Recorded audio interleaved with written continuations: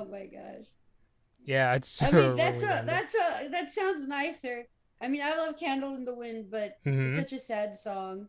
Yeah, I mean, I like the song too, but yeah, there's a reason I usually listen to that if like I'm, yeah, remembering like somebody I know who's passed on and things like Oh that. yeah. No, and today is apparently the anniversary for Marilyn Monroe, which is Oh, what the song is based off of. yeah, yeah. So I'm like, oh shoot. That's why the song stuck in my head because I just found out. Mhm, But I know everybody relates it to Princess Diana mhm. because of was it in 1970 or 1973 when It they was had the funeral for her that was and actually Elton. that was in '97, I think. Oh, was it in 97? Okay, my Yeah, bad. Way yeah, off. because I've watched Way like way news off. coverage of Princess Diana's death, and I saw the interview that Elton John did with Barbara Walters. Oh yeah. Okay, then there you Yeah, go. Not as far away as I thought it was. yeah, 97 Elton John goes to the funeral and alters the song to dedicate it to her. yeah. Yeah. Okay, so So yeah. are But anyway, so okay, so I know I asked this like 3 times tonight, but is it cool if we could start? pull the lever, Kronk. Okay. All right. So yeah. So hey, everybody, Blood Moon Bobby and Gabby here. So Hello. hello, hello, hello. How you doing, Gabby? I'm doing good.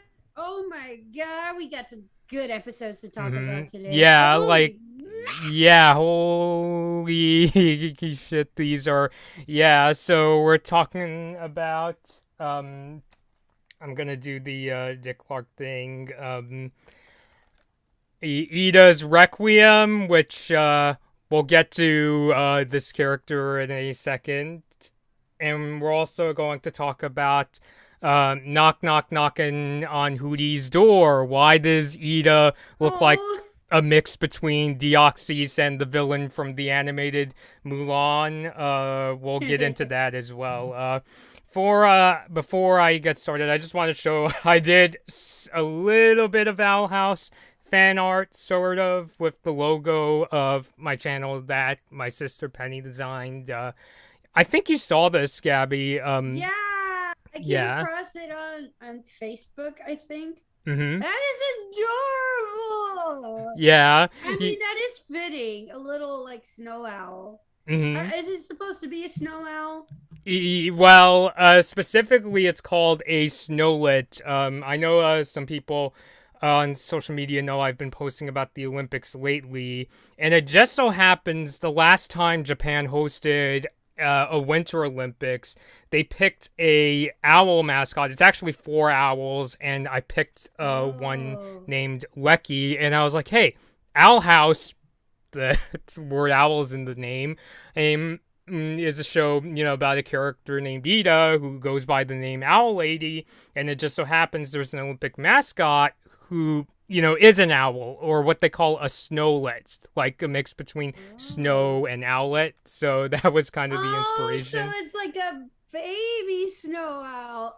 Okay. Yeah. As if it wasn't cute enough. Mm-hmm. I'm They have yeah, to I'm make it a baby.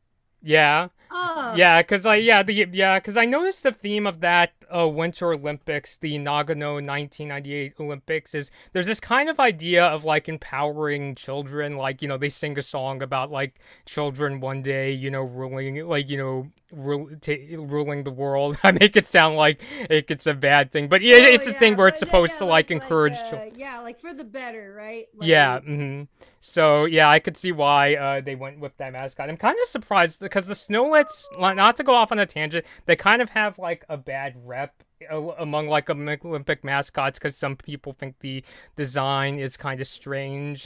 I personally I, like the design. I don't see anything off-putting about it. I mean, I Yeah. don't know how well of a judge I am for that, but Yeah. What I mean is that like if you go like after a stream, if you go like type up like Nagano 1998 mascots and you see the original sketches, they do kind of look like very like strange. Like it looks like something somebody just drew in like minutes, but Oh, I don't okay. know. I still think that there's charm to them. But anyway, so Owl House. So we'll start off with Eda's Requiem. Yay. Honestly, you know how back in the 2000s, like the cartoon channels, they'll often release like VHS tapes containing like compilations of different shows, like what they did with like All Grown Up or All Real Monsters, where there's no real connection, but they often share like a theme. You Oh, know what I'm okay. saying? Yeah, Yeah. yeah. I mean, they still. I've seen a couple that they still do that with. I think they did that with OKKO and Flapjack. Mhm. But As in the marvelous misadventures of Flapjack. yeah. But yeah, yeah. No, I still remember. Mm-hmm. I used to have one of Pokemon Yeah, I way think I back had in the one day. too of Pokemon as Just like well. full, like chock full of Pokemon episodes. It was glorious. Yeah. So, but yeah, the reason I say this is like these two episodes could like fit on like a Owl House Valentine's Day VHS or Valentine's Day compilation because they're both episodes that have to deal with like couples in some sort of way. I think like everybody knows about Lumity at this point, but in Eda's Requiem, somebody's a fallen in love. Well, or more like it's a person that had a relationship with Eda before things changed. Do you want to talk about what Eda's Requiem is about? Okay, so basically, when we're talking about, should I start with like where the name of the title comes from, or just break down the episode? Give like a summary and then go into like the Okay, title of the okay, episode. And as okay. the description points out, there are going to be spoilers, so not going to be holding back any plot details. So just Yes. yeah, big warning if spoilers give you a rash. So anyway, what is Ida's Requiem about? Okay, so Edith's starting to feel sad that she thinks King and Luz are gonna slowly start finding their own ways out into the world without her, while she's starting to grow attached to them. Um, and decides to try to play some music like she did back in the day, to try to see if it makes her feel better or whatever, just to kind of like distract herself. And she finds out that her curse has uh, affected the way her playing works, as in that being considered a type of magic. Mm-hmm. When she plays, it seems like some sort of spell is beginning to, you know, enact. And we notice that the curse seems to come in and change this spell to cause damage, uh, along with what it would actually do on its own, which seems to be like levitate objects and have like a pink aura all around it. So I'm trying to remember. From there, we see that a new coven leader is being brought in, for the Bard Coven. Did I get that right? Yeah. Yep, the Bard Coven. And they basically have stage fright, and Eda just seems to comment on it, but with this tiny hint of, ha, same old, like some old friend or who knows what. Um, and that segues into her going to the bar. She sees these like guards trying to mess with this random witch who, from what we know, was just minding their business.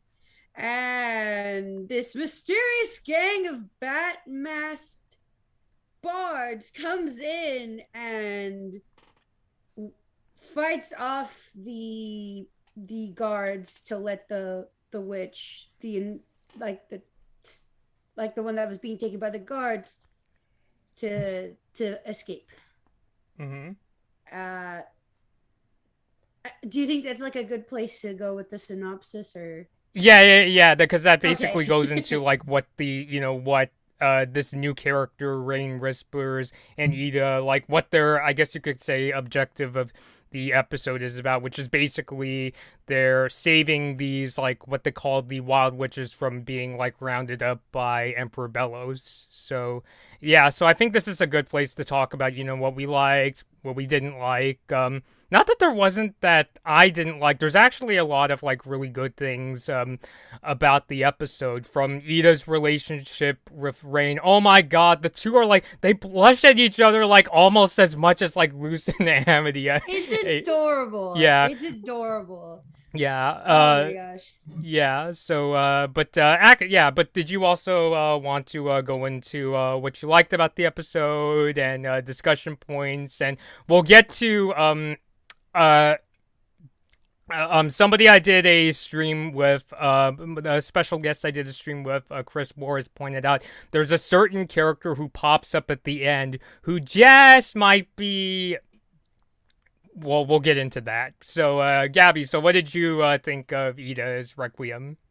Okay, so I think I would be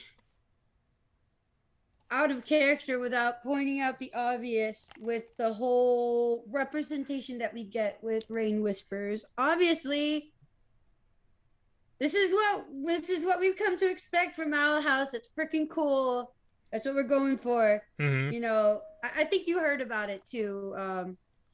There was a lot of ruckus going around about how Rain Whispers was, canonically non-binary. So I thought that was just a cool note, just to start off.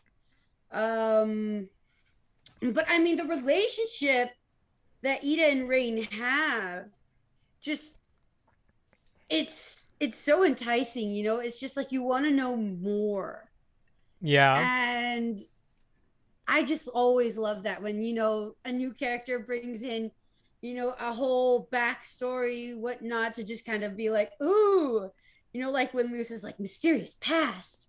Yeah. Yeah, that's pretty much me. So I am always down for that. I love how they use music as a form of magic.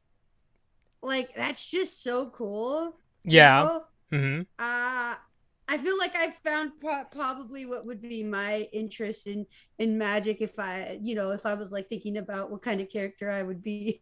I don't know. It was just really good, and I was so surprised to see that Eda was able to play an instrument, because she would probably be one of the last people I'd imagine would be interested in playing an instrument. But I mean, I'm not mad about it, and it's so great to see that, although we were told there wasn't going to be like,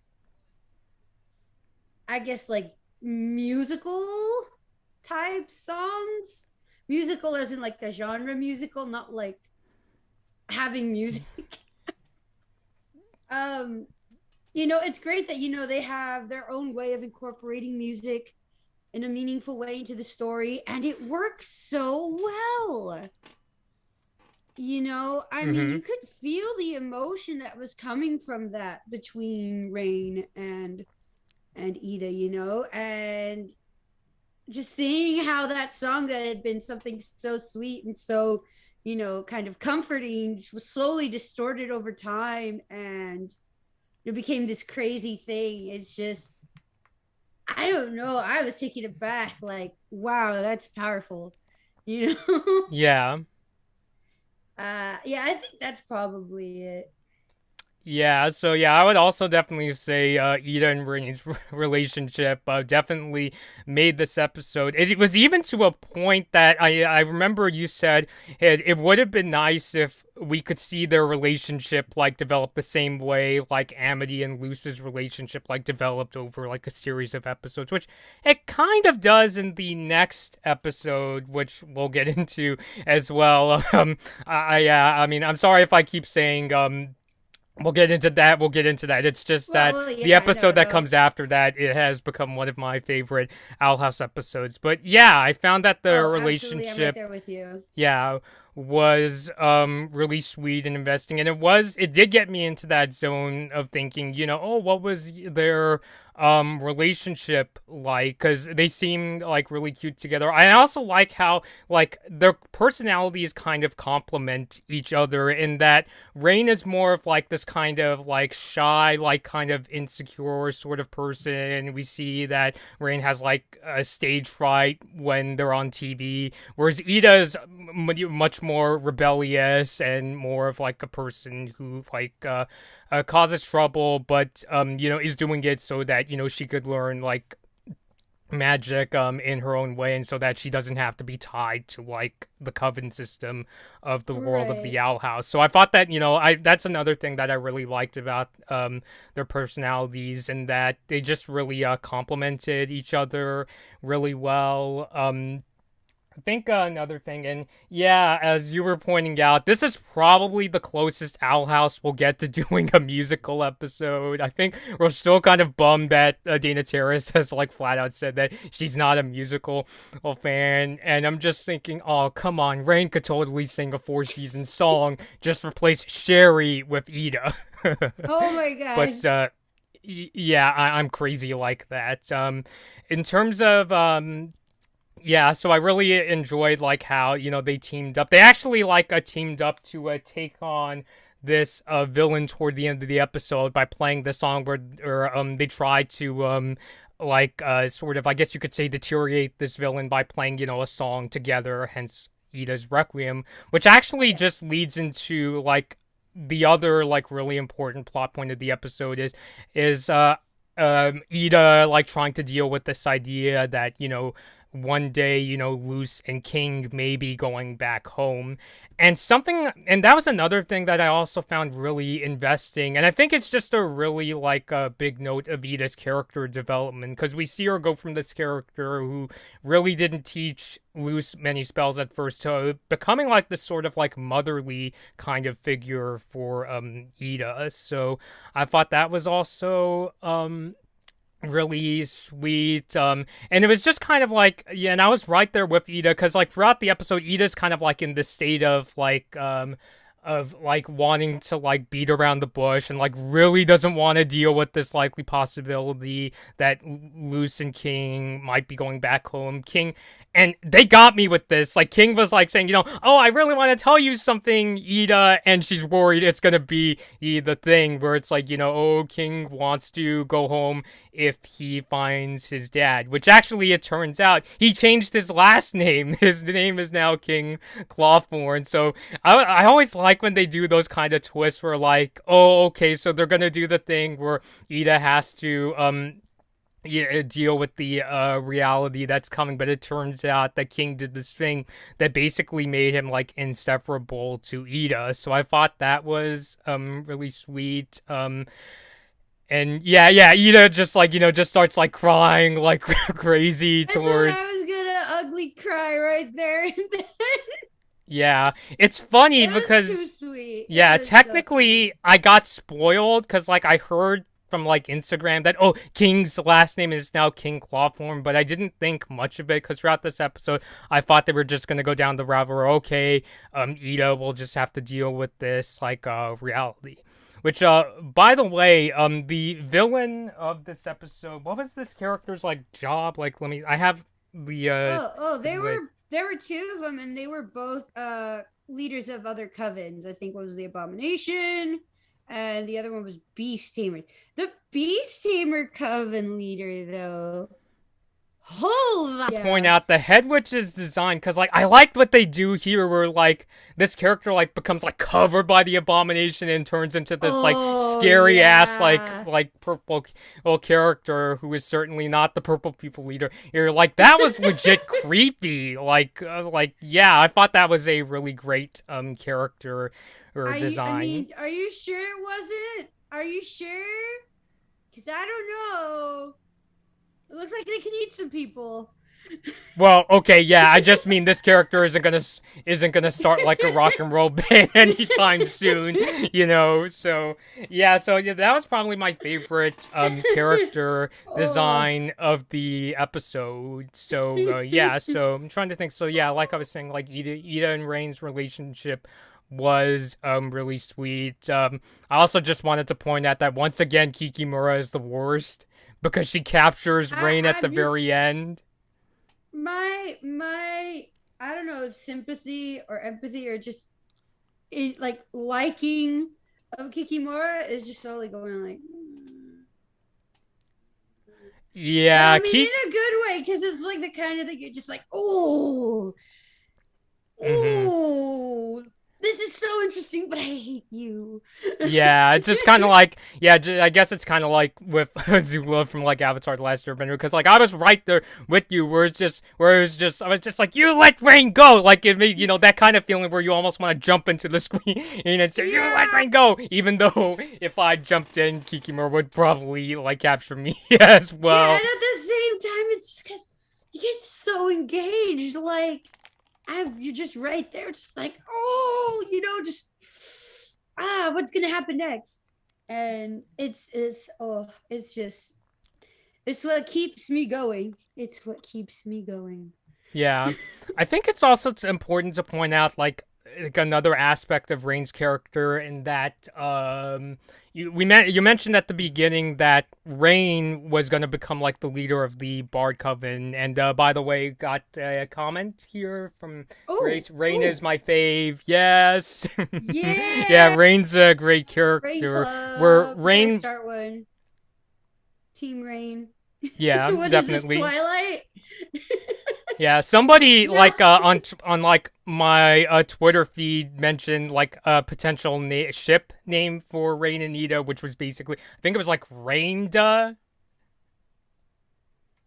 uh, Rainda. because Raine's name is spelled Raine and tied with Eda, so it just becomes one word. So I, yeah. I mean, interesting. I feel like I'd had one that kind of rolled off the tongue, but I can't think of it myself anymore. Like I forgot it. But I mean, heck yeah, dude. Yeah. Yeah. Mhm. Yeah, and I think something I wanted to point about Rain is that they took this job initially as becoming like the Bard Coven leader, but kind of like yeah, in fact Rain even credits Eda with this, where they were like, no, this is too like Emperor Bellos is too controlling, and he wants to use the Day of Unity to make sure like even more witches become under his control. Rain even points out that like Belos's plan is to not only capture these wild witches, but also like to use their their like I guess you could say harness their magic. Is that right? Oh, Like as part of the wow. Day of Unity. So I yeah. didn't catch that at all. I did not. I don't know if I was like not paying attention for like a quick second or something, but Mm-hmm. I mean, that makes sense. It explains a lot and it reinforces the whole relationship Bello has with the idea of wild magic as it applies to the TV show. Mm-hmm. Just in the sense of, oh, this is the only thing you're good for, blah, blah, blah, blah, blah, blah.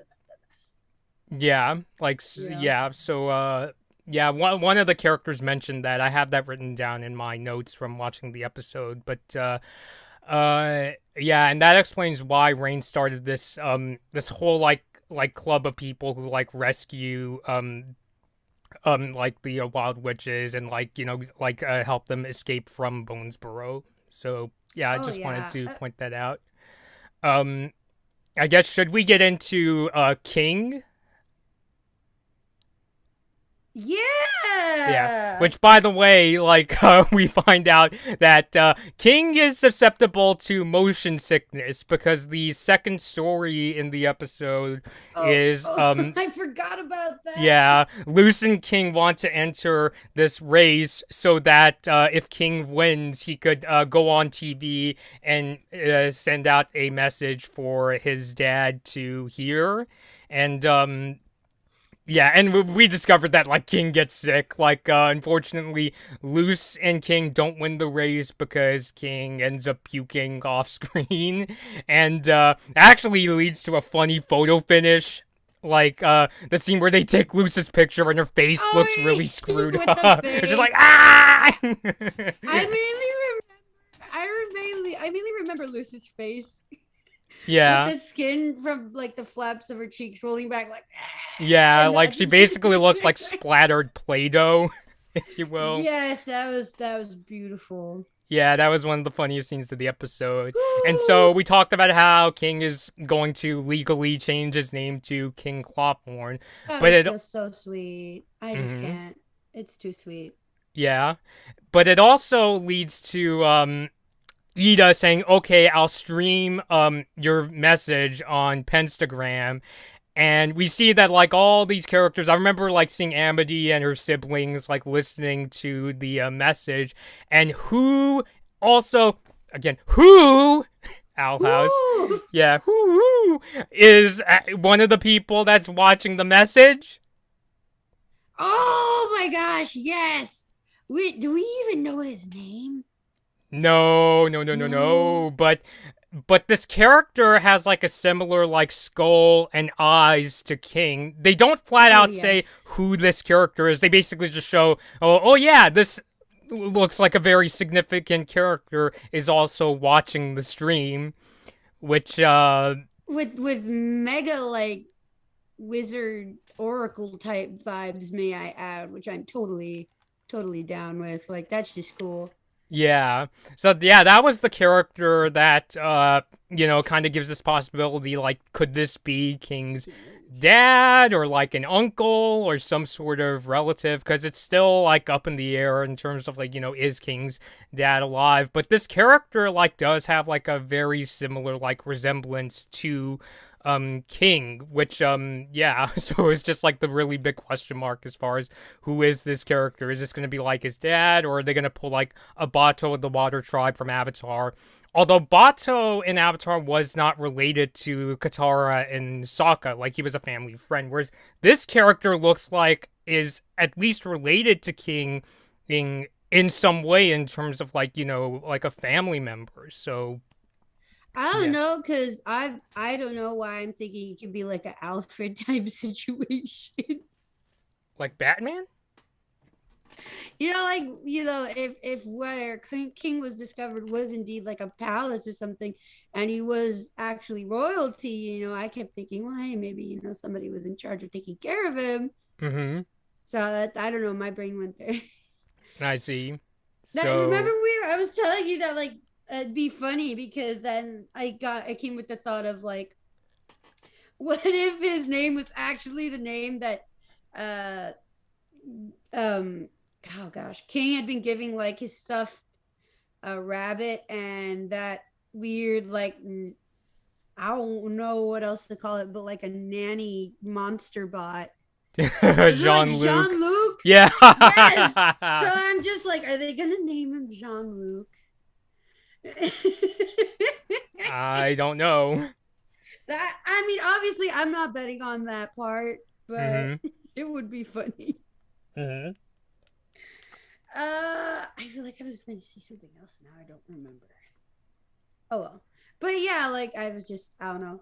But if anything, here we go. Now I know. Mm-hmm. Um, the one thing we can get out of this for sure is that he may have, or they, I don't know, whatever, Mm-hmm. may have some answers as to where is King from and possibly like what kind of demon is King. Yeah, which the You next know, episode goes into. Yeah. yeah. Yeah. But yeah, I was about to say something, but I'd be getting ahead of myself because this character does come back in the new episode. Oh yeah. Yeah. I'm gonna save my feelings for what I think you're talking about for when we get there. Mm-hmm. Yeah. But okay, yeah. Where Mm-hmm. where are we? Yeah, so yeah, I'll just kind of summarize like my thoughts on the episode again. So Okay. again, really liked Eda and Raine's relationship, and I also liked this idea of Eda trying to come to terms with this idea that Eda excuse me, Luce and King are going home, and we talked about how this one of the coven leaders has a creepy ass design, and I and mean, I that think kind of both do. I mean, the other one is tiny, but also they have oh god, I don't know. She has like eh mm-hmm. jaws that just whoo, Yeah. ha Mm-hmm. Yeah, I wouldn't want to get in a huge. fight with that character. Nope. And we also talked about who this new character is that kind of looks like King, but it kind of occurs to me like even though this character looks kind of like King, it could just be a thing where it's like this character is like the same species as King. It's not Yeah. necessarily that like they're related. So maybe it could be like a Bato situation. I don't know why like Yeah. Bato is like the one Um character I think of when I think of like a very close family friend. But yeah. I mean, I'm kind of on the same boat too. hmm I'm just kind of adding to more as to what the relationship is, but I mean, that's up in the air, like Yeah, all of definitely. it's really up in the air, but I don't know. hmm Just a guess. Uh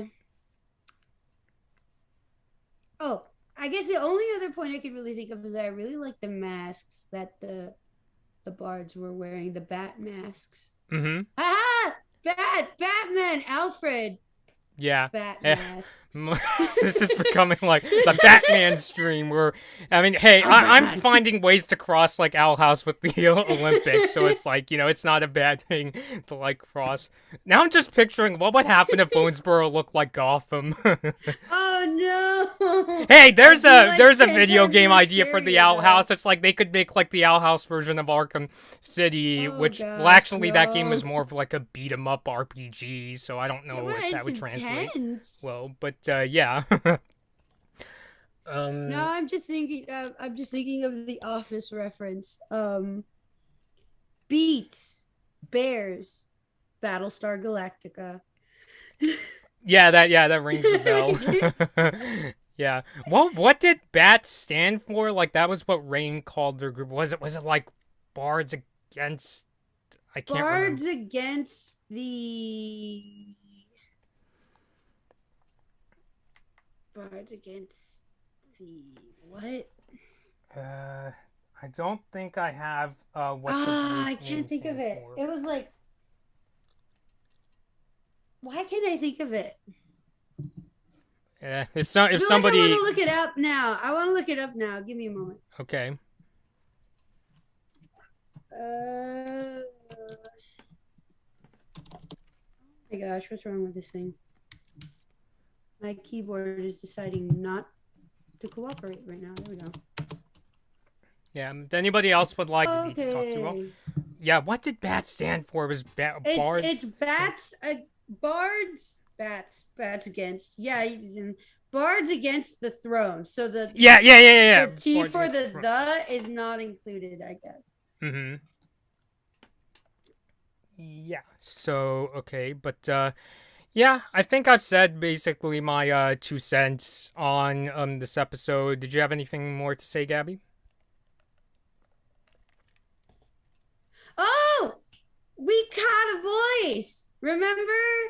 Yeah, we think that Ah! Gray Griffin plays at least one character in this episode because the character the guards capture at this tavern sounds a lot like I didn't catch this the first time. You were like, "Hey, go back," and like we listened to the character again. It's like, that sounds a lot like Moon, like Queen Moon from the Star vs. the Force of Evil, everyone's favorite mom and queen to hate. So, yeah, I took a moment because I was like, wait, I've heard that voice before. mm-hmm. And I processed it, and then I try to mentally I was trying to like put it onto a face, and it's like, that sounds like Queen Moon. Yeah, this sounds like Ray Griffin. So, yeah, at least we think that it sounds like Grey Griffin. It's just that, yeah, like for people who've seen the episode, go back to that scene where this like purple haired character, like I was almost like they should have like made this character's hair blue because it's like it sounds that much like Moon. If it's not Grey Griffin, I'm gonna be very surprised. Mm-hmm. I'm like double now. I'm second guessing myself. I don't think you should. It's just that you know me. Just the kind of person that just wants to be like dead accurate when it comes to these sort of things. I know IMDb says that Grey has like played like additional characters like on the show, so she's been like playing characters. I just don't know who specifically. So yeah, we just need to verify the episode, I guess. Yeah. Yeah, but it's so funny how like you've been talking lately about how like some of the Disney Channel shows have been like referencing each other, like how Willow's book has like Hop Bop's face from Amphibia, and Hunter has like a Sprig plushie in the Hunting Palsman episode. It's just like, I guess if this is Grey, this would be like the closest they'll do to like a Star versus reference. Well, I'm seeing. Wait, actually. Wait, yep. I'm seeing Grey listed here for Eda's Requiem. Oh, okay. So she is. So I'm a bet. Okay. Yay! Thank you, IMDb. Not sponsored. Yeah, not sponsored. I also check up on IMDb as well. Which, by the way, I actually found out relatively recently. IMDb is also a really good place to go look up what kind of cameras movies use, like what kind of cameras movies they use to shoot for specific movies. So, like, if you ever wanted to know what camera they used for like Grease or Blade Runner, IMDb is a very good place to look. Thank you, cool. phones at home. So. Yeah, I don't know. I think it's just my inner camera nerd that's like, I gotta know, like, you know, was this like shot on film or digital? Did you use a Red or Blackmagic or a Canon cinema camera? But I'm starting to geek out. But yeah, so yeah, because you go to IMDb, it says that Grey Griffin plays a character named Katya, Katya. So wasn't that one of the members of Bats?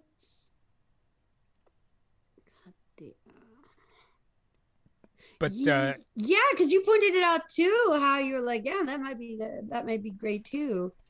Yeah, because one of the members of Bats like sounds a little bit like Azula, just 100 times less evil, if you will. Yeah. Turn down the gauge, like almost completely. Yeah. Like, yeah, this character doesn't go shooting lightning into somebody's back. No. It's too brute. Yeah. So, but that was a really that was a really good catch. Because I think we both grew up like you know, being familiarized with like characters that Grey Griffin has voiced. Like, I even think back to like when she played Emily Elizabeth in Clifford, and you know, she's like played like all these characters since. Gosh. You know, like I would have not made the connection, but you told me, and now I hear it, and I'm like, yeah, like I think of all the characters she's played: Frankie from Foster, Azula from Avatar, Moon and Jackie, I should point out, from the Star, and okay, yeah. Now, oh my God, this happened when we were watching Hooty's Knocking on My Door. Is that what it's called? Knocking on Hooty's Door, which we can get into. Knocking on Hooty's Door. That okay. Which, I'll be honest, I kind of, like, laughed when I heard the name of that. Like, I don't know, I just thought that was, like, kind of a funny name for an Owl House episode. That was funny. Yeah. But you remember we were watching it, yeah, we were like streaming it, and then all of a sudden we start singing the Clifford the Big Red Dog intro. Yeah, it's funny how all these cross over, but yeah, I was just like, yeah, yeah. But when I heard that time, knocking on Hooty's door, I was kind of like, I don't know why. I was thinking of like a Paul McCartney song called "Let Him In," because the song goes something like, "Someone's knocking at the door, somebody's ringing a bell." Like, have you ever heard that song? Yeah, I think so.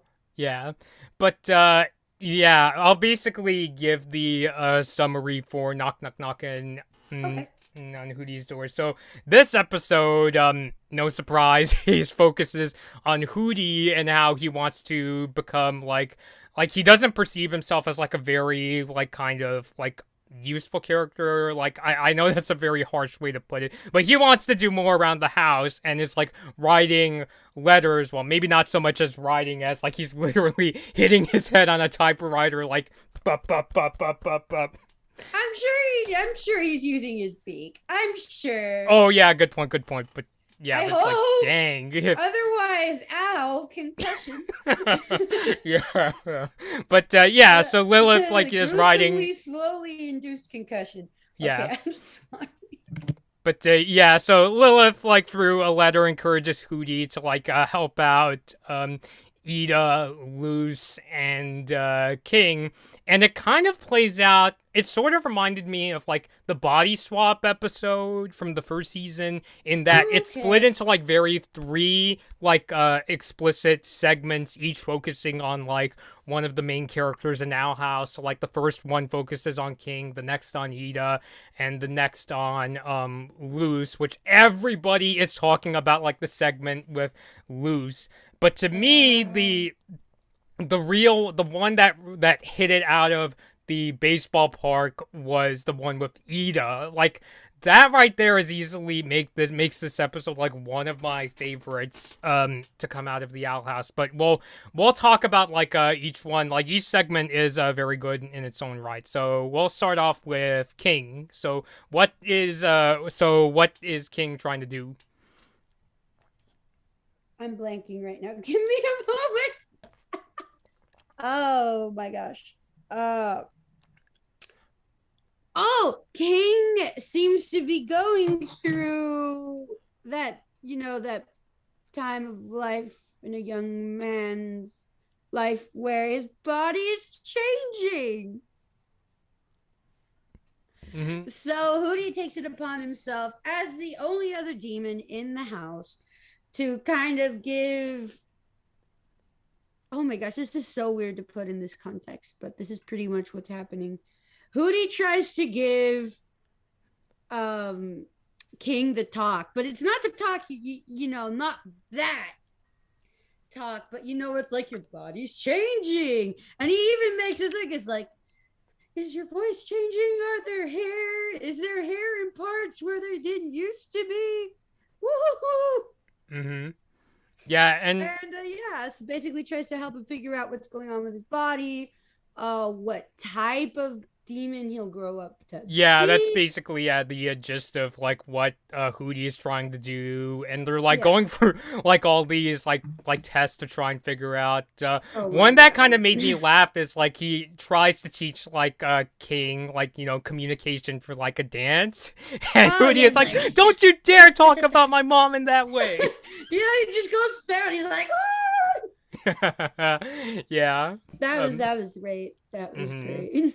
Yeah, and then one of them involves like getting in a fight with the character Dana voices Tiny Nose, who like I don't know about you, but like whenever I see Tiny Nose, I always think she looks like the PBS logo.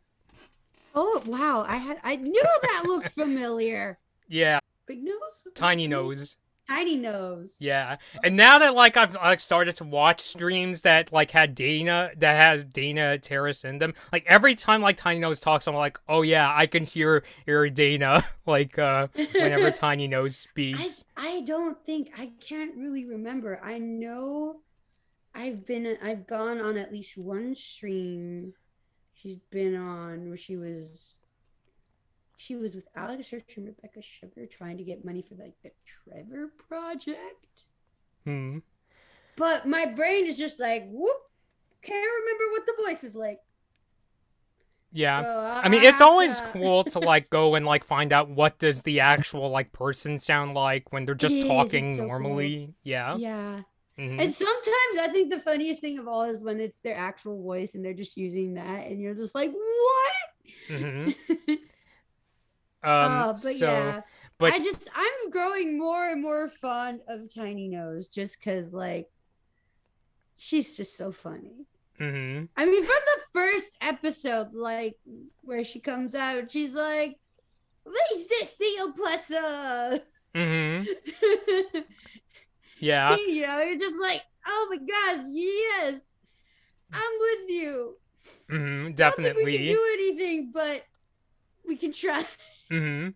I mean, my Get our favorite butts kicked together. That's what'll happen. yeah, like my favorite scene with Tiny Nose is like when Tiny Nose does like a blood test on King, and I crack up Oh, like when they do that cartoony sound effect that doink like, and they oh do it yeah. off screen, and I'm just like oh my god, is Tiny Nose even allowed to do that? Like, is Tiny Nose like I a don't doctor? know. That was oh my god. I think for me, this is from another episode, but I don't get tired of it. Hmm. It's whether they're at the convention. Yeah. Did I say that right? Hmm. And Tiny Nose is at the booth for the construction coven. Uh huh. And they give her one of the stickers Hmm. and they put it on and she just goes like she straight up goes Super Saiyan. She's like, ah! And she starts just pummeling everything around her. And like, no, this is the opposite of building. Yeah, that was pretty good too. Oh, that Um. was yeah, I just love it. That's so Mhm. oh. Yeah. But yeah, let's get to like, the really like a mind-blowing scene in the episode. So basically Hooty's like test like to try to figure out what kind of demon King is. And also one of the reasons they're doing this is because King is thinking this might help me find my dad if I could identify like, what species I am. And Hooty is like, and the result is you, you should be Yeah. proud to be you. Like he basically tries to pull like a Mr. Rogers, if you will. But of course, like King, is not He's sad satisfied because as he all. wants answers, and I can, it's I don't blame him. It's like there's an innate yearning to know where one comes from, and when it's not readily available, it's sad. So I'm like, poor King. Yeah, and But then you yeah, know, when King starts thinking that like his dad left him, he discovers that he has this like ability to like, he shoots out this beam like in anger, and basically you find he's able to like shoot out these like, I guess you could say like through his voice, like these kind of sonar like kind of like abilities like through his voice, right? I don't know if it was through his voice or it's just like his aura, just kind of like. Whoosh, because it kind Yeah. of it went from like it was like a circle that just busted out of nowhere, like all around him, Yeah. and he was Yes. kind of putting out his hands like that too. So I was like, "Whoa, Mm-hmm. okay." Yeah, but yeah, holy cow, King can do magic. So, yeah, he discovers that, oh, he has the ability to do Although I magic. think that just kind of for me that was kind of what I was thinking was something like that, where when Hootie was describing the beast type, Mm-hmm. I was like, "Oh yeah, that really does sound like King." Except the magic part we don't know yet. Mm-hmm. And then he does it. I'm like, oh my god, Yeah. So I think we got a couple of answers there too. In the long run, they just need to be cleared out a bit. But I mean, King still got a kind of answer, so I was happy for him. Yeah, if anything, Hootie, like, throughout most of the episode, he doesn't realize that, like, he's helping these characters in, like, very, like, uh significant ways. But actually, kind of, like, it makes, like, his situation relatable. Like, he doesn't realize that, like, the impact he's having, he thinks that he's just screwing things up. yeah. Like, yeah, basically until the very end of the episode, which we'll get to discussing that Okay, soon. let's get on to Eda. Yeah, Can we? because somebody had a butterfly mode star moment in this episode, and Except make it really goth. yeah, like I And said, then she looks some. like I'll pull up the screenshot again on my tab, but she looks like a cross between like. I like her design. Don't get me wrong, but it's like she looks like a cross between Deoxys the Pokemon and Shan Yu from Mulan. Like I say Shan Yu because the eyes like look a lot like Shan on Oh Yu in my that god. the eyes are like black with the yellow pupils. So I'm like, I hey, you mean, took inspiration from. they keep using the word harpy. I think Eda even refers to herself as one, right? Yeah. But my brain, because I don't know, I've been tainted by the world, if you will. My brain goes on to full on, oh my god, she's a succubus. Uh huh. Temptress! I'm just like, oh my god. Like that's where I thought. And I mean, I'm thinking demons, Mm-hmm. weird, you know, crazy looking bird demons. I'm like, oh my god. But Yeah. yeah, I was so impressed. Like, don't get me wrong, I kind of felt what you were saying when you were all like, I know a lot of people are talking about the whole duel with Luz and Amity. And Mm-hmm. I say, don't get me wrong, I'm hella hyped for that. Mm-hmm. Maybe more hyped. But that doesn't mean anything in this sense because uh, I'm going to start this part, like breaking down this part, just by saying there's so much to unpack with this part of the story, of Yeah. the episode.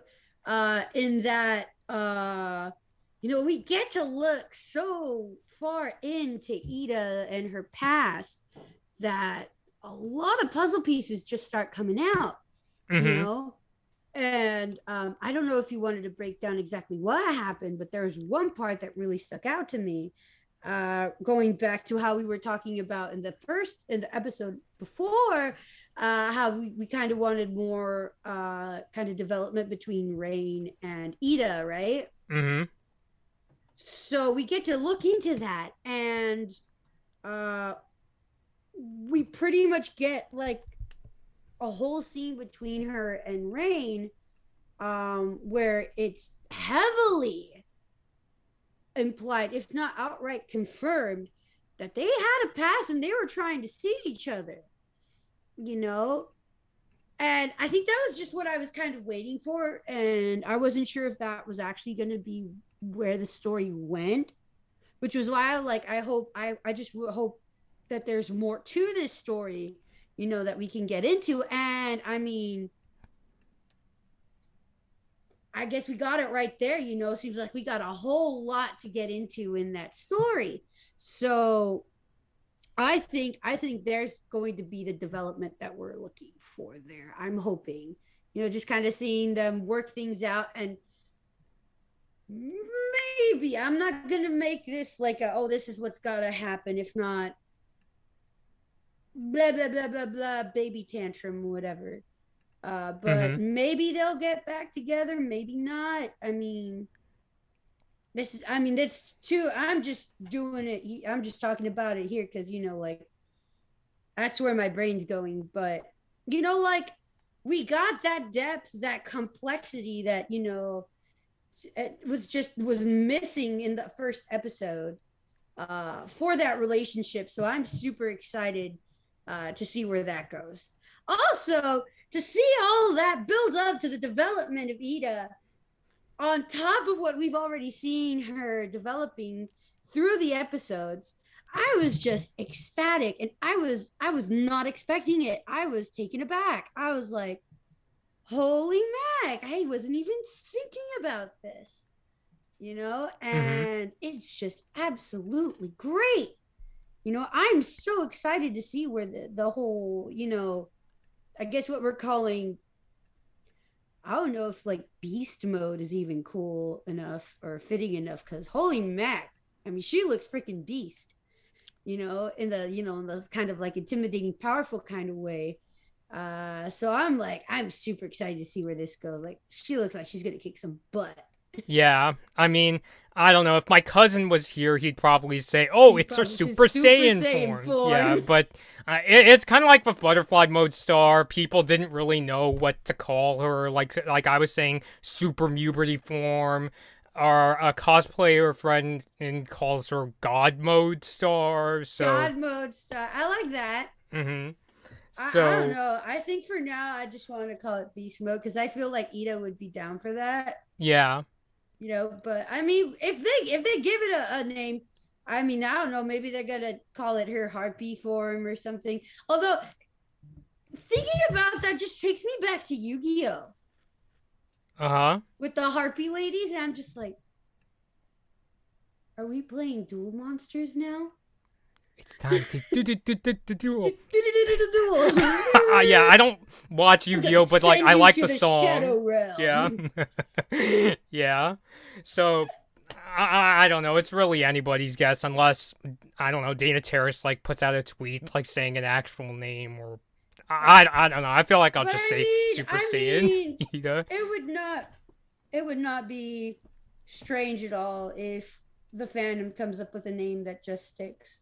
Mm-hmm. So, I mean, either Dana Terrace is going to come up with one, or the fandom's going to, you know, uh, agree on one that just becomes popular. And either way, I'm okay with it. I just love it. I'm just down for it. I'm excited. I want more Harpy Eda. Mm-hmm. All the Harpy Eda, please. Yeah. Yes.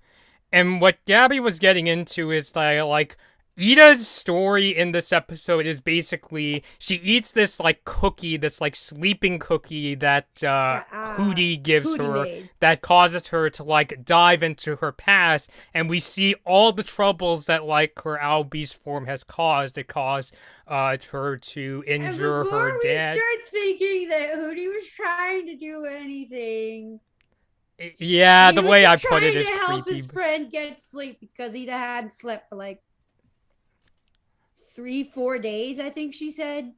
Yeah, like she's overworking herself to like try and figure out what the heck Bellows is really up to.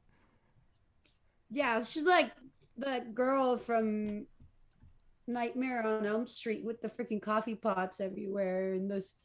It's like, oh, I can't sleep, mustn't sleep. Just Mm-hmm. except she's like reading up on scrolls and all that. I was like a Yeah. college student. There you Yeah. go. Mm-hmm. Yeah. I mean, then again, I went to a college that had like one of those like study rooms that was like open for like all like literally all night long. So Oh wow. yeah, so like I sense that feeling too. But yeah, so we see that like she, goes back to her past and we see that like her in her Albie's form she injured her dad. They were kind of implying with Raine that Raine is having trouble dealing with Eda when Eda's in that Albie's form, right? And that But like I think in that sense, that wasn't her though, right? Because as far as how the flashback went, Eda was not that Albie. She turned into that once she yeah. got attacked by it, right? Which is Mhm. why she was like, it wasn't her fault, because she says that. I'm thinking she was talking about Lilith. Yeah, I was Uh, getting to that in yeah. that I'm sorry, I kind it's of jumped the yeah. gun. Yeah. And that she, comes to grips with like, this is not, this is absolutely not, her fault. It's, her Albies form that, caused like, her to like do, cause like, all these problems throughout her life.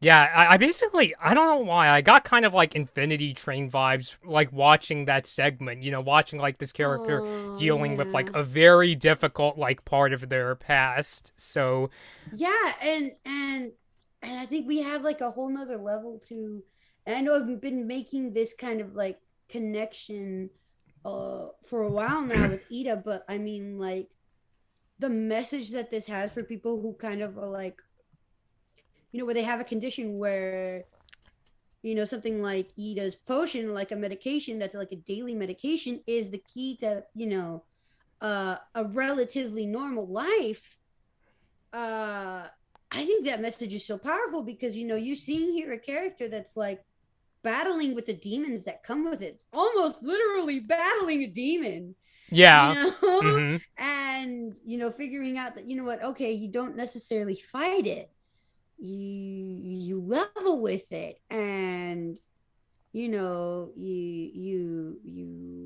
work it out, and it's okay that it's not completely gone. It might not ever be completely gone, but you can work with it, Yeah. and boom, becomes practically like this whole kind of like ultra mode deal. I'm just still so impressed with that. Like, Mm-hmm. I didn't think they'd go there. I didn't think they would come up with anything like this. I'm very aware that this is very Dana. Like, this is very much like her kind of stuff. But I wouldn't think that a Disney would let her go there. But oh my god. Mm-hmm. Yeah, yeah, the way they do it, works really well. Oh I yeah. love that like, scene when she's on the beach and she's like taming the owl beast and Oh, feeding the owl beast like, parts of the potion, like the elixir, I should say. Like mm-hmm. that was like uh, when I start stammering like this, it's like It, that's a compliment. If I can't even like if I'm having trouble like trying to paraphrase it, yeah, it's just yeah. speechless. I mean, and the words she says was like, you know, for a long time I was, taking this thinking that it was to like, ward you off or like, like hurt you or something. But I mean, hey, this is what you need. And she's like feeding it the little owl beast. It's like, I was just like, oh, Mm-hmm.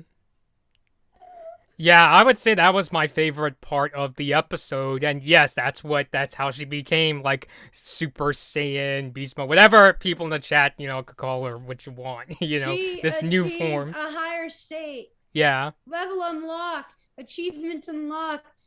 yeah, Beast mode activated. mm-hmm, yeah. Which leads us to the segment that everybody was talking about, which was the We're here story with Luz. finally. Mm-hmm. At this point, I think we're just being Captain Obvious, right? I mean, Well, I mean, just in terms, well, we should still talk about like what obviously we happened. got to. Like, we got to. Yeah. Like, you best believe I'm not leaving this stream before we talk about this. Hmm. uh, is it okay if I kind of delve into how this whole thing works with Luce and Amity? Yeah, yeah, yeah, yeah, definitely. Okay. Okay, cool. So, obviously, with Hooty having gone through with helping King and then Eda, without realizing he actually achieved what he was going for, he goes on to Luz, wondering what she was up to, and overhearing her talking about Amity, comes up with a brilliant idea. Straight out of Hey Arnold.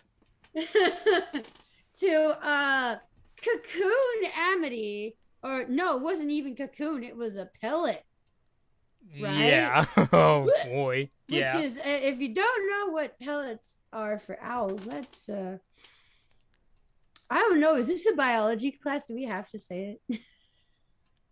Well, I'm not sure what exactly you mean, but you could say it. It's practically what they have. It's like either poop or barf, kind of a Yeah, little bit basically in their shit. between. Because I think no, because I'm not sure if they regurgitate it. Mm-hmm. I think they do. Uh-huh. But yeah, owls actually do this where because they eat little creatures and they can't digest their bones, Mm-hmm. they make little like balls, almost like fur balls, but they're like pellets, and so they regurgitate them. And if you go digging in them, you can actually find little baby animal bones. And I could speak from experience because I had to dissect an owl pellet in elementary school. Did you have to do that, Gabby? I think we did get to do that in elementary school, and then my boyfriend he likes going to the nature center, and Mm-hmm. one of the first times he took me there, we actually came back with an owl pellet. Yeah. Oh. I mean, I was down for it, man. I was like, Mm-hmm. yeah, yeah. Like having like a little mouse skull would have been kind of cool. I don't know. I'm weird like that. But Yeah. yeah, Like. it's basically the aftermath of an owl's digestion. Mm-hmm. So yeah, he practically ingests Amity and regurgitates her in a pellet. Mm-hmm. In the basement without telling her. Mm-hmm. Way Uh to kidnap Hooty. Luz finds out, freaks out, and goes down, and she's like, oh no. Mm-hmm. Amity's okay. She's like, I'm sorry, you know, Hooty's like, I've been acting weird, blah blah blah. And then lo and behold, what did Hooty do? Sends them He went into what I could only describe as like Tim Burton's love tunnel. Like, I don't know, just the creepy designs. I'm just like, I felt like I was You watching say the Tim Burton creepy. Charlie Chocolate. I see the efforts of a good friend trying to be a wingman. Okay. Keyword being try with how like awkward Luce and Amity are. Like, I appreciate for trying, but it's like, oh boy, like he like. Especially because, like, up to this point, Luce and Amity, like, they haven't really been to just, like, you know, you're the best, Amity, you're amazing, and Luce is, just, like, you know, going around, like, destroying the signage with her magic. Which can I point out that even then, Luz is not concerned at all with how the whole tunnel looks, but more so with the fact that Hooty's kind of outright putting her out in the open with the messages he's putting out there. Her Yeah. problem's not even with the shoddy animatronics or the creepy sounding music. Her problem is the fact that his buddy is trying to out her, be like, just completely spill the already. beans, yeah. But I mean, like, again, I say in character because I mean, how else would Luce want to be like? If Luce is gonna think of a love tunnel, what would Luce be thinking of as a love tunnel? I Well, mean, actually, yeah, it would probably be a lot like what was there. But, like, I was completely, like, I understood completely, like, you know, in Luce's situation, it's like, imagining if, like, I had a crush on somebody and, like, having trouble telling this person how I feel, and then, like, having a friend who is just, like trying and, like, you know, going all the way out, like, trying to tell this person how I would feel about this person. Like, I would probably be just dude, as freaked out as Luz. I mean, I remember in high school, I had a moment, you know, where I was going off and my buddy is like, hey, dude, good luck. Ah! And, you know, the person that it was pertaining to was just like about less than a foot away from me. Mm-hmm.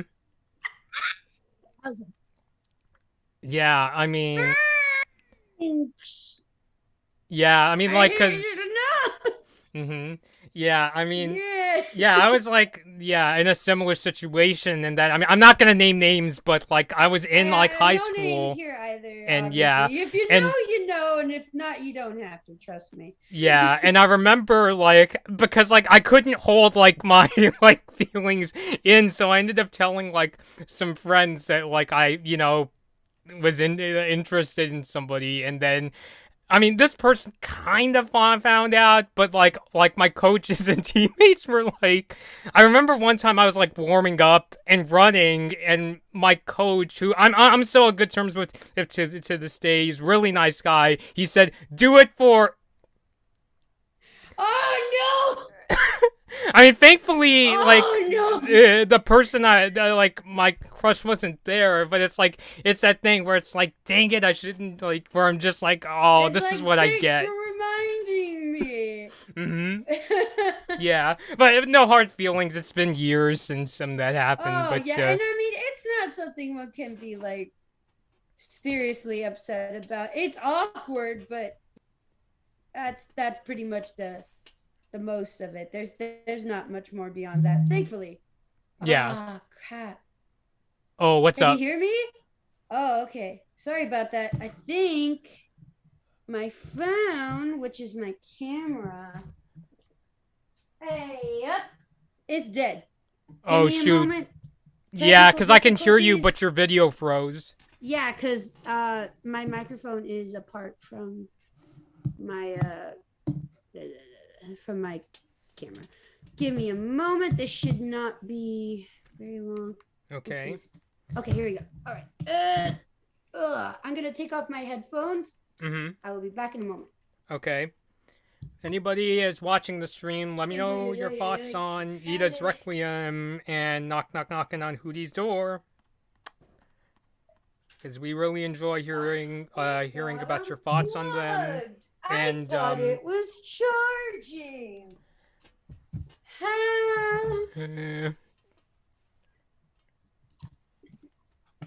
Don't you just love it when the cable you plugged in, you're expecting to have it charge and it's unplugged? well, you know what's funny is in one of the streams we did, I found out my laptop wasn't like plugged in, and we finished the stream just before it died. Oh my gosh. Yeah. That is something. Okay, I mean, I can turn off my camera until I get that fixed. Hey guys, look. Kiki. Yeah. So you guys can just stare at Kiki meanwhile until my phone restarts. But Okay. where were we?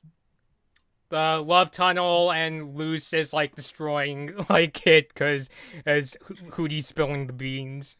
Oh yeah. Oh yeah. But I mean, I think the main reason why I thought Hooty was doing it pretty well because he was, even though he was being very direct, he wasn't being direct in a way that was outright like, how should I say?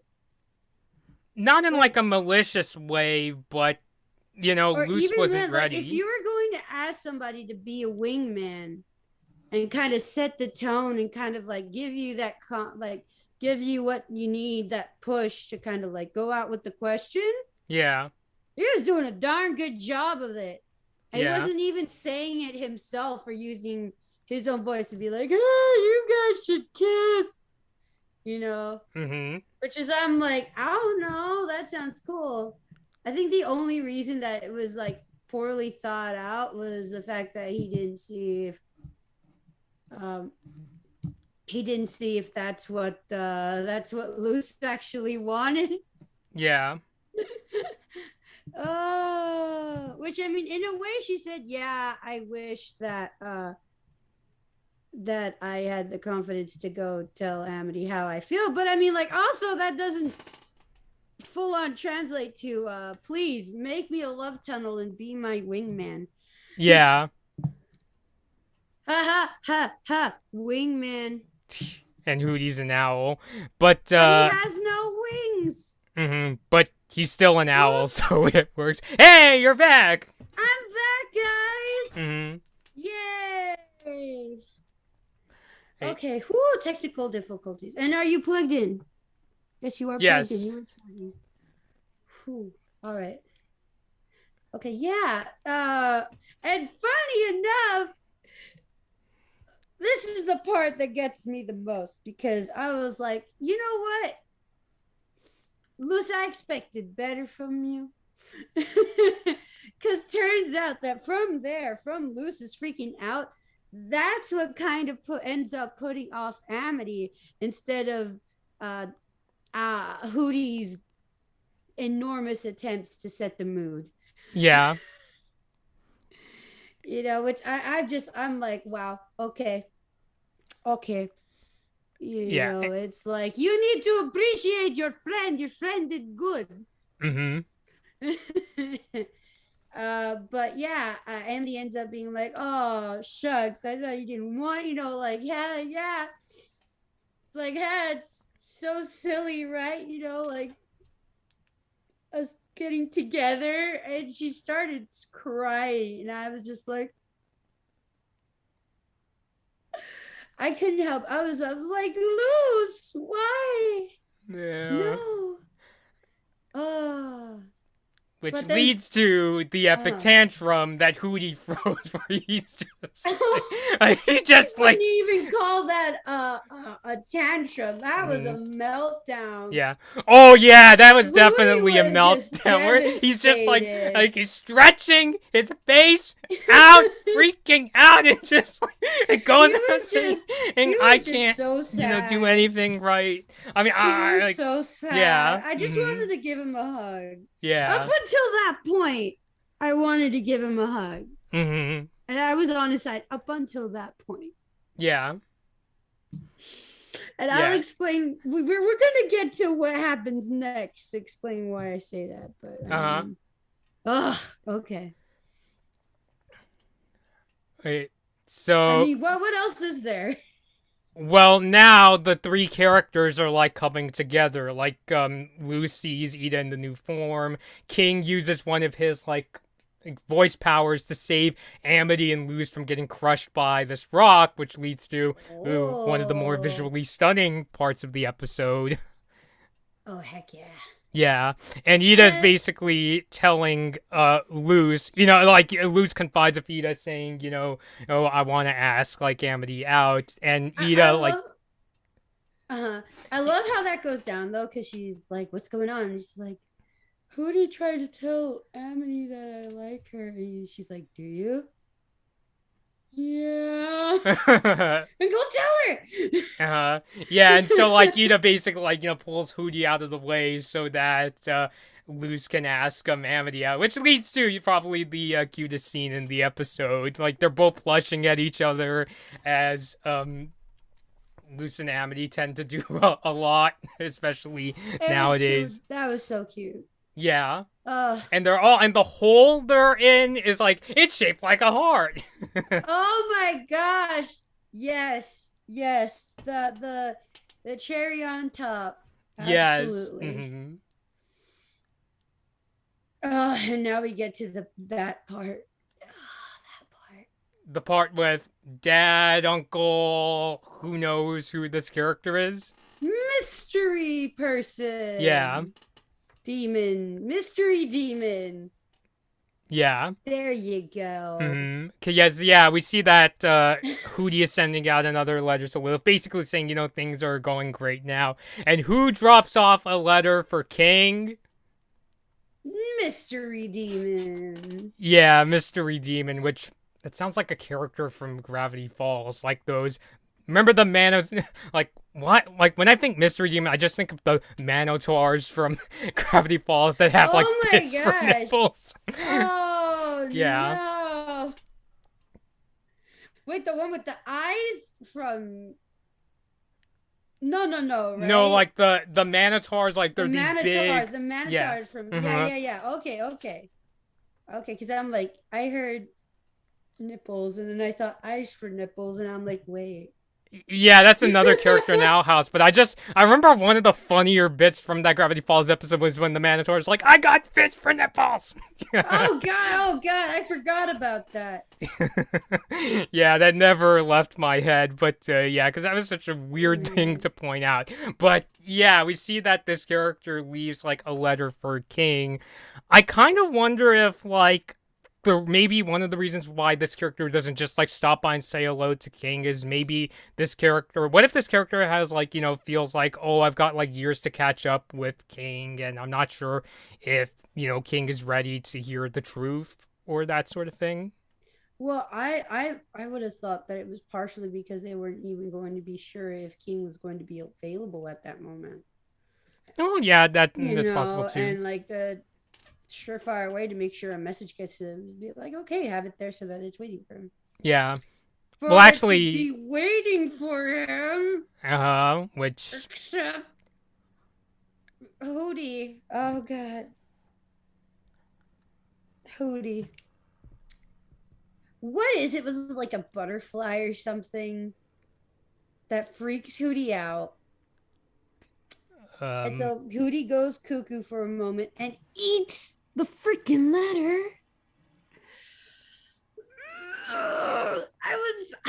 I was rooting for Hooty the whole time, and then that happens, and I got so mad. I'm kind of wondering is he gonna spit it out as one of his owl pellets and then King? I'm Because I hoping, think but it's King gonna is be going to gross. get that letter at some point. Hopefully, because I Yeah. mean, Hooty seems to be able to regurgitate pretty much anything without causing it damage. Yeah. I mean, it's paper. It's paper. It's going into something with fluids. Yeah. Which, yeah, I'm that's going to hope concerning. that cartoon logic applies and the letter's going to be fine. Hmm. But I mean, freaking Hooty, I freaking mean, Hooty.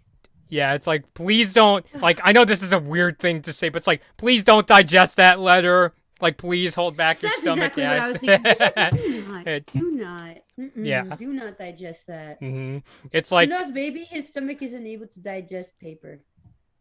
I Here's mean, hoping. I don't know. Like, like now I'm just, it makes me just want to like jump in the episode and perform like the Heimlich maneuver on Hootie to And make then him spit it out. and then I like how he goes, "Oops, I hope that wasn't important. Probably spam mail." Yeah, probably spam. Maybe it's I don't know the publisher's clearinghouse going after Eda, but yeah. So I'm thinking, ooh, that could be the. It's probably coming sooner rather than later, as far as King finding out that this person wants to talk to him. Oh yeah. Yeah. Whew, That's so it.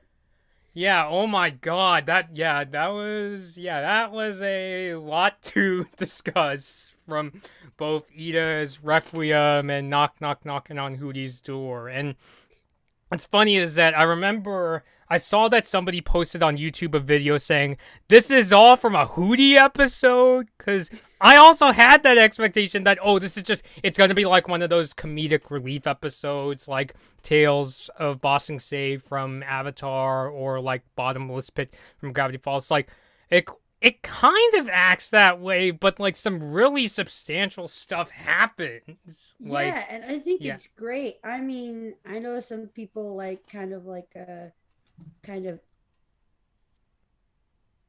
steady sort of tone, but I mean, like, I love this how, they managed to mix in both in a way that's so organic. At least I think it is. Yeah, like You don't get know? me wrong. Like I was pleasantly surprised to see how this episode turned out. It's like I mean, it's part of the fun if I'm being honest, because like I didn't expect this was gonna be like one of because like I've said before that my favorite episode this season has been Echoes of the Past, which that's still my favorite. But like this gets really like close. Like Oh watching yeah, the it's up bits with there. Eda, I felt like I was watching the Toffee episode from Star. Maybe it doesn't go that intense because it doesn't go to a point where it's like, oh God, is Eda going to die or that sort of thing. But the way she like comes to grips with her curse like is done in like a very like well done way. And I love how they managed to keep the tension uh in a way where even though there are in a sense high stakes, they're all in a very gratifying way that is just kind of like, I don't know, it's like, yay, kind of like personal growth, just taking it on an angle of personal growth. Yeah. It's just like, oh my, I like it could be so easy to make one of those kind of like you laugh, you cry, and then you question your existence type of deal. But Mm-hmm. no, I mean, it's like, you kick butt and you feel good about it. And it's like sometimes you need that, Yeah. and the way it manages to develop the story is just like you can't even be mad at it for not having any kind of like drastic stakes about, oh no, somebody's going to die. Mm-hmm. Which isn't it's not needed for this kind of episode. No. Exactly, yeah. Yeah. Because I mean, in essence, this is supposed to be like a comic relief episode anyway, but it's like taking advantage to be like, yes, and Mm-hmm. and you're like, heck yeah, Yeah. bonus round. Mm-hmm. Yeah, I mean, I don't know. It's kind of like saying it's kind of like if like a like Michelin star chef is like making an appetizer, but even though it's the appetizer, it's it's like the best meal you've ever had. Like it kind of gives that sort of a feeling of Oh my wow, gosh, I'm yeah. surprised you turned out this way. I mean, it's funny how like I've been talking about how like I've been learning to try to like ground myself and not get too freaked out watching these shows. But watching this, I mean, yeah, things got really intense, especially like I think back to like Eda's dad. I'm just like, oh God, I hope to Jesus he's okay. But like, I felt like I got back from like this. I don't know if I've ever told you about this, Gabby, but there's this hike in Mammoth Lakes, California that I went on, and I felt like it was one of the most gratifying things I went through. Like, yeah, I mean, it was a really challenging hike, like because I have altitude sickness and it's very difficult to run. But when I got to that lake, I was like, oh my God, like I didn't think I could do this myself, and I sort of got that feeling of wow, this was a lot to sit through, but like yeah, I was also really glad that I watched this episode. So Yeah. yeah, it's not even like a usual like sort of Owl House episode where it's like yeah, that was a good episode. This was like a thing where it's like I think I speak for both of us when we were like, oh God, I'm glad we saw all that. Oh heck I sound yeah. like I'm terrified, but you get what I'm trying to Oh say. no, But it's a very good thing. It's a very good thing. And I mean like I think there's always an appeal to that kind of stuff, you know. I mean like and I know this is kind of like a off tangent, but I mean look at stuff like My Little Pony and you're like My Little Pony, you know, and it's like you could see it as a very strong fan base on there. And yeah, obviously there are villains, there are, you know, conflicts and all that, but it's all in such a way that you're just kind of like, you know, I mean, I don't know if you've watched any of it, have you? no, Okay, no. so I mean, as far as I've gotten, which is like maybe a season and a half, I Uh huh. think. There's a very steady idea that it's like more than having to fight this imminent danger that's going to be physically harmful. There's just kind of like this you know, this kind of like aim to obtain like a, you know, kind of harmony, which is basically what the whole deal is about. You know, like you maintain harmony, everybody's going to be, you know, working together and stuff like that. And I mean it's hard to like, hard to feel kind of like stressed in the sense of, you know, kind of like it physically manifesting from some sort of like kind of like, you know, pain in the stomach or tightening of the chest of anything like that. But at the same Mm-hmm. time, you know, it's still as exhilarating, it's still as engaging. And you know, I mean obviously there are times for kind of like keeping you at the edge of your seat feeling like you're going to, you know, hurl type of tension. But at the same time, it's like, I mean, when you can have that kind of like exhilaration Mm-hmm. and have a bit of a break at the same time from the tension that comes from it and the stress that Mm-hmm. could come from it sometimes, it's like, heck yeah, Yeah. you know. And I mean, we've seen kind of stuff sort of try to do that. I mean, uh, close, like the late, like the example from a relatively recent show that I could think of is that one episode from Steven Universe where Garnet basically guides Stevani in mindful meditation. Yeah. That's kind of like the vibes I get, where it's like, okay, let's take a break from the gloom and doom. Let's take a break from like, oh no, everyone's gonna die, and let's see some growth, let's see some progress, let's see some personal building, you know. And I just love that, Mm-hmm. you know. I'm always down for that. And I think this, he executed it in a way that I think is even probably more impactful. I'd like to say, I mean, uh I think it's called Mindful Education, the episode that I'm thinking of. It definitely had an impact, and I think part of it has to do with the fandom and Rebecca Sugar's kind of like openness with her fans. And this is saying, hey, this is why I made it for you. I hope you enjoy it. But I mean, this episode kind of had that impact in a way that it probably would not have had if like if at least for me personally, if I had been told, oh, hey, this is specifically what the episode is for, blah blah blah, because in a way you're just like, oh, okay, this is what I'm expecting, and boom, doesn't even seem to be like that was the main intent for the episode, and here you go having this crazy experience in front of you where you're just like, wait, really? Mm-hmm. It's Yeah. like this for me? Mm-hmm. Yeah, so it just kind of functions in that, yes, it's gonna be more of like it's of an episode where it's not gonna be like a typical like Owl House adventure. It goes back into that like structure where there's three very specific parts each of the characters, but it's like but it almost feels like but we're gonna make this the best like one-off episode that you guys have seen. Like Oh that's yeah, the kind of vibe that I absolutely. got from this. Yeah, Heck yeah. because like I remember the last time they did it, like I mentioned, I kind of reminded me of the body swap episode, which I Yeah. like. I actually I wanted to watch it again recently, but I didn't get to finish it. But yeah, and it's a nice episode. I remember it had like some very key information about like I think like that was the one where like it's revealed that Eda originally was interested in joining the Emperor's Coven, but Oh yeah, but that was just kind of like a boop.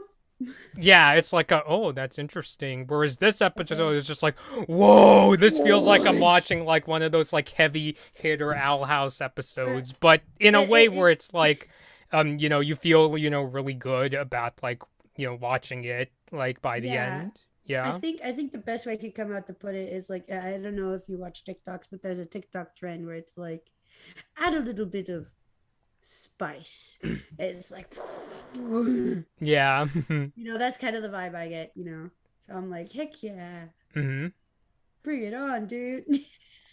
Yeah, so yeah, I would definitely say yeah that so I think in the end Eda's Requiem was a pretty good episode. Like I said, the relationship with Eda and Raine was cute.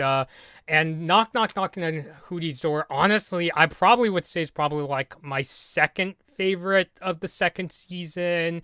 Like just like it's behind Echoes of the Past, not in a bad way. I mean that like a second place in like the nicest way. Like the only reason I Oh say yeah. with Echoes is still my favorite because that was the only episode this season where like all throughout I was like on the edge of my seat wondering what's gonna happen next, and they try to fake out, and I was sympathizing with like all the characters, like just completely throughout in a way that I don't really see in like a lot of the episodes. Like generally season 2 is especially the segment with Eda.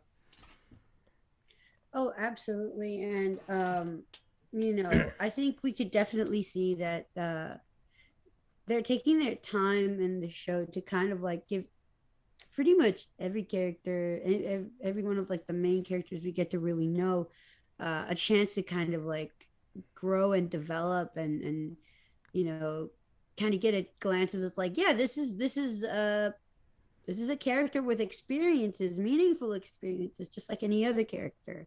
hmm Which, I mean, I don't know, Avatar kind of did it, but with a completely different vibe about this. Because I mean, like I think I'd been hearing, for example, in Steven Universe, I'd been hearing complaints about like how a lot of like the secondary characters got attention in a way that didn't really even develop them. But I mean, like, seeing more than anything, like Hooty and King, how they've grown so much as far as like like a depth of their character. Where it's like at first they just kind of like King starts off like this really like uh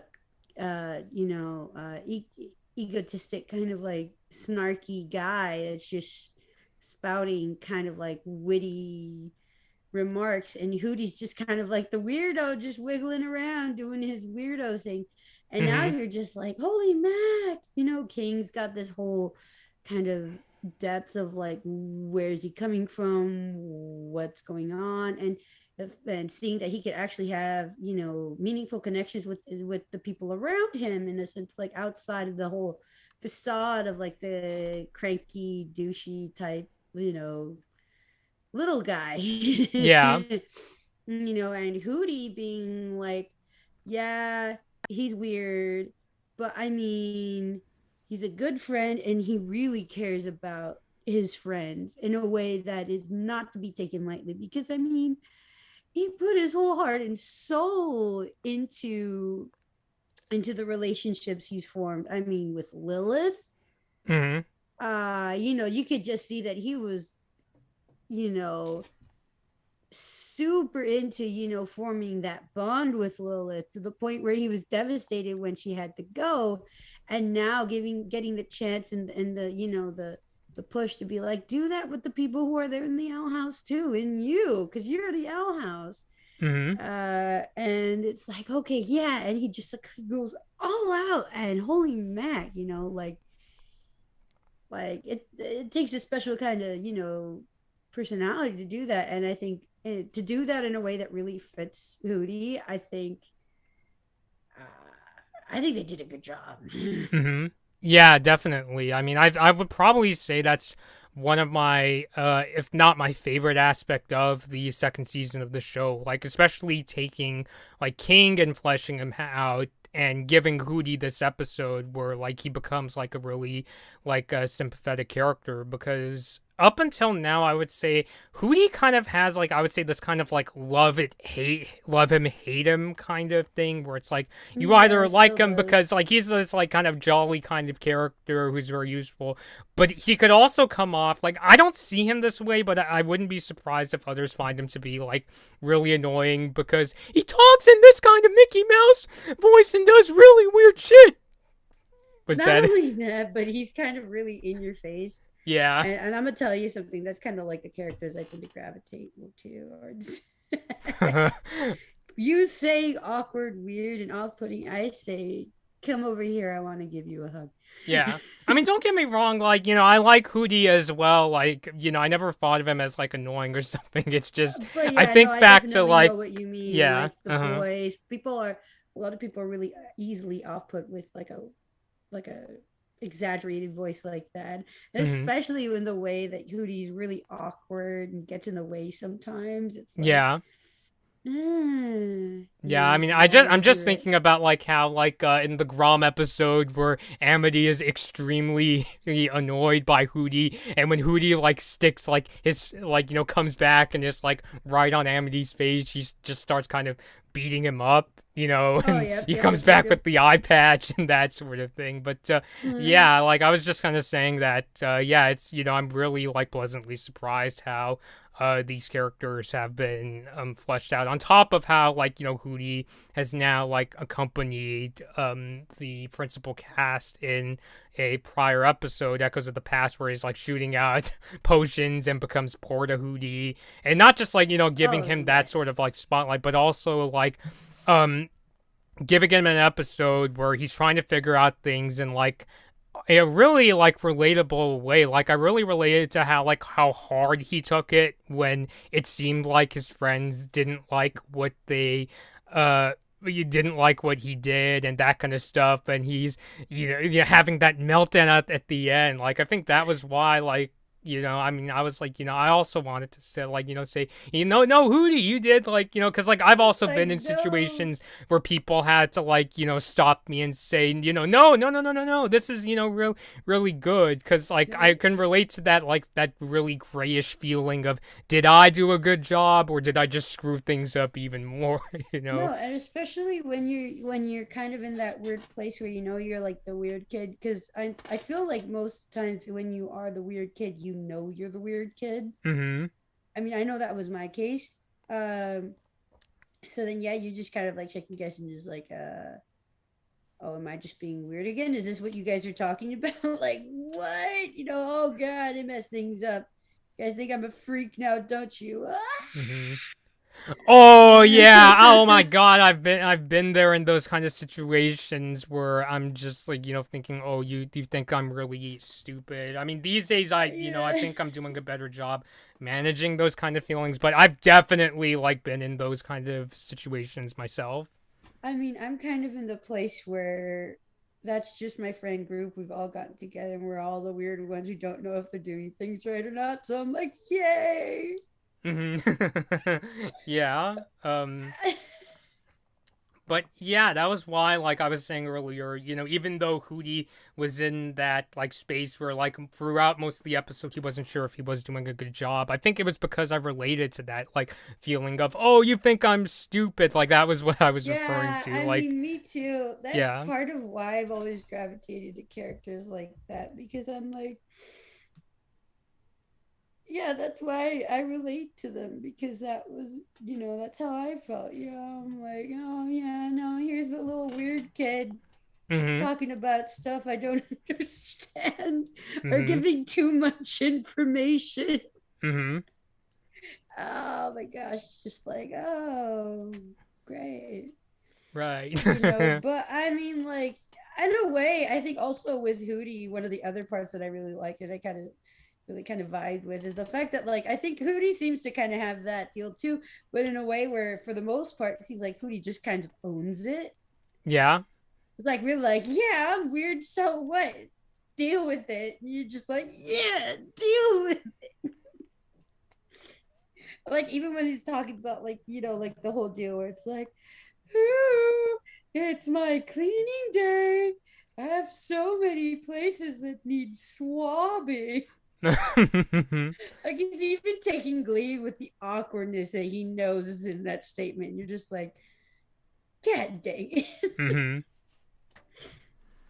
Or like how unapologetic he is, like when he gets out and he gets into the little porterhouse, and he's not even taking a moment to think about the fact that his friends just finally saw his guts for the first time. Uh-huh. Yeah, and like I remember that scene where they're all freaked out. King is in tears. Luz looks like she's gonna puke at any second. And Lilith's just like, ew. But Yeah. Hootie doesn't give two bits. Hootie's like, yeah, so what? And he's like, I get Hmm. to go on a mission. Yeah. Like he's just like delighted that like for once he gets to join like his friends on an adventure. Mm-hmm, Yeah, so I could mm-hmm. respect that. Oh my gosh. So yeah, I think it's little things like that. There's little things like that I'm like, I have a couple of characters that I feel like kind of fit that, but I mean Hootie's very special in the sense that it's very gratifying how he gets to prove himself in those situations. Because I mean, also, like, he does really well, Yeah. and he's not even aware of it, and you're just like, what, Mhm. you know? Yeah, And come to think and, of and I it, mean, yeah. Yeah, and he I mean, like, it's almost sarcastic. It's almost kind of like ironic how and self-aware how they make him kind of like the weird quirky comedy relief in the Mhm. sense it's like, yeah, they know the kind of character they're making and they're making it pretty obviously, um and it's almost like they know that it's kind of like in the wrong and like in a wrong way, like in a wrong circumstance, like people will be like, oh, I hate that character, but at the same time it's like, haha, yeah, good, that's what I wanted. Mhm. you know Yeah. I mean, I guess it's just a thing where it's like, yeah, Hootie could be like very in your face and annoying at times, but it's like when he gets to do something, he's very like useful in just like the amount of like shit beating he does, or in this episode's case, like he's helping his friends in like is very like significant ways, like not just being like the sort of comic relief character. it's like that kind of like friend that you have who is very well meaning but also very intimidating with the way they show affection. Mm-hmm. It's like, let me love you. But yeah, Yeah. Hootie. Yeah. Oh my gosh, it's like 11:17 already. Yeah. How long have we been on here? We have been on for nearly 2 hours. my God. Yeah. I mean, do we have anything else to say? This is kind of off subject, but you know how I gave you that Vancouver mascot Miga for your birthday last I year? still have, he's right there. You see him? Yeah. Miga's actually a girl. Oh, is she? Yeah. Oh, okay. Yeah. I might have been aware of it, but just The cosplayer friend I was talking about, Heather Red Velvet Cosplay, she also has Amiga plush, and she actually got hers like straight from the Vancouver Olympics. Like, yeah, she told me that oh um, wow. that her partner like went to Vancouver and like went to the Olympics and got a plushie. Like, so it's just Aww. like, hey, that makes three of us. Yeah, we should make a Mega party, Mega club. There you go. Yeah. So yeah, so I Gather thought that was together a for a play date. mm-hmm. Yeah, just make sure yours doesn't start throwing Eggo waffles at the other two. It's like, how dare you look a lot like me? It's like I slap you with waffle and then pour maple syrup on your face. Yeah. Yeah, I don't know, it's weird, and I like how my sister has kind of turned Miga into like this maple syrup like kind of addict. I mean, I like, not just because like Miga's from Canada, I guess because like I remember like my cousin was saying, wow, Miga, and she meant this in like a nice way, like Miga has this like kind of derpy like smile, and you're like, what kind of shenanigans would she get into? Oh Especially my gosh, like yeah. the like she's officially described as like a mascot who likes to take part in anything that's fun. So it's like, Aw. I don't want to know what kind of trouble she'll get into. But Oh. yeah, we're going off on a tangent here. So, No, that was great. I'm glad. I'm like, heck yeah. mm-hmm. Mega Club. Yeah, Mika Club. What If happened Heather's after the tea watching this. party? Yeah, with extra Echo waffles. Some extra waffles and a giant bottle of maple syrup. Mm-hmm.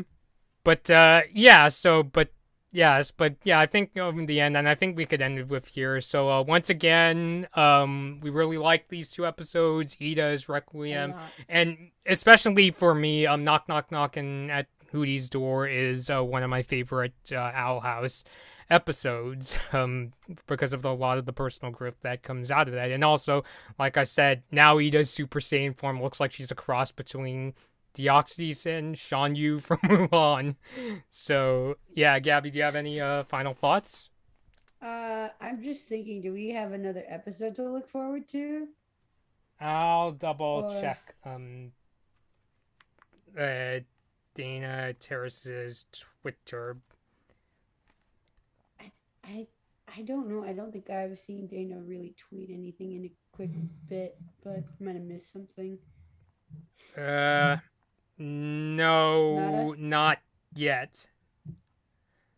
yet. So she's probably gonna announce the new episode, knocking on Hooty's door, like kind of like, I don't want to say last minute, but it was pretty close to when the episode was coming out. So she Yeah, announced I've it. been noticing that too. Like it's kind of concerning. Yeah, so she, oh wow, she actually put out that tweet on last Friday, so it was like right before the episode was going to come out. Oh Like, yeah, wow. July 30th at 12:55 p.m. I don't know. That gives me bad vibes. Like not from her, but like I don't know why it makes me feel like something's afoot. Yeah, especially yeah, because I'm thinking about how like when season two was first announced, DTVA, Disney Television Animation, announced like several episodes names, and now they're not doing that, and now like it has to come from Dana herself. So ugh. I don't know. Yeah. So, but hey, but it is cool that she is like announcing beforehand, hey, this is what the episode's called. Here's a little picture to get you all excited and that sort of thing. So that makes me Yeah. kind of wonder, what is she gonna draw this time? Oh yeah, I always love seeing her drawings. They're always great. Yeah.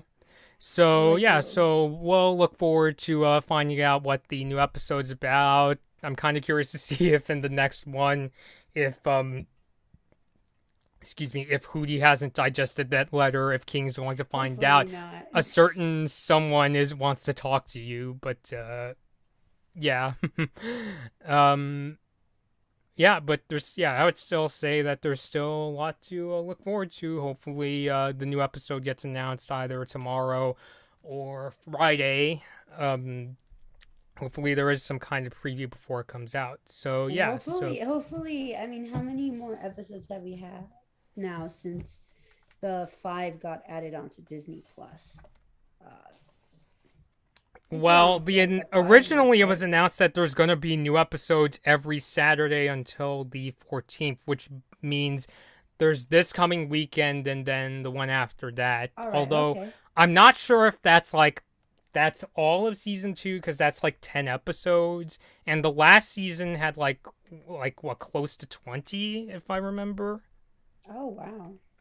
So yeah, I don't know if it's like an indication that's all there is to season 2 of, or if there's more coming. I'll actually double check on Disney Plus how many, because there's the first 5 episodes of season 2 were put out on Disney Plus.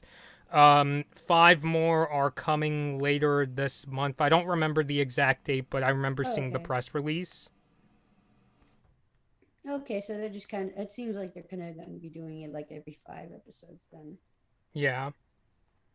which I think is pretty good. Yeah. Season. So yeah, the first season was 19 episodes was consisted of the first season. So yeah, I mean in the end I just hopefully that there is going to be more to the season. So but yeah, Oh, yeah, I know I keep saying this, but this time we'll end the stream off here. So once again, thank you for Gabby for coming on and thank you for discussing these two having me. episodes. Yeah. And yeah, so for people watching, if you enjoyed the stream, give it a like, subscribe to the Blood and Bobby YouTube channel, and ring the bell to be notified whenever we do one of these. If you want, I really would like if more people join the Discord community I set up. I think it would be a really good place to discuss like Owl House theories or announcements there, especially because I did set up a separate I don't know what they call it on Discord. I think it's a separate like channel just for like the second season of Owl House. So yeah, but regardless, I look forward to discussing more episodes. Um, yeah, this month. So yeah, so once again, thank you, Gabby, for coming on. Thank you for having me. Mm-hmm. And so this has been Bloodman Bobby and Gabby, and we'll see you all later. Bye. Bye. So yeah, so I guess I'll catch you later, Gabby. Oh my gosh, yeah. I'm just weirded out with how things have been happening with the episode releases lately, but hopefully nothing crazy is up. Yeah, I hope not. So, but yeah, I'll see you later for now. All right.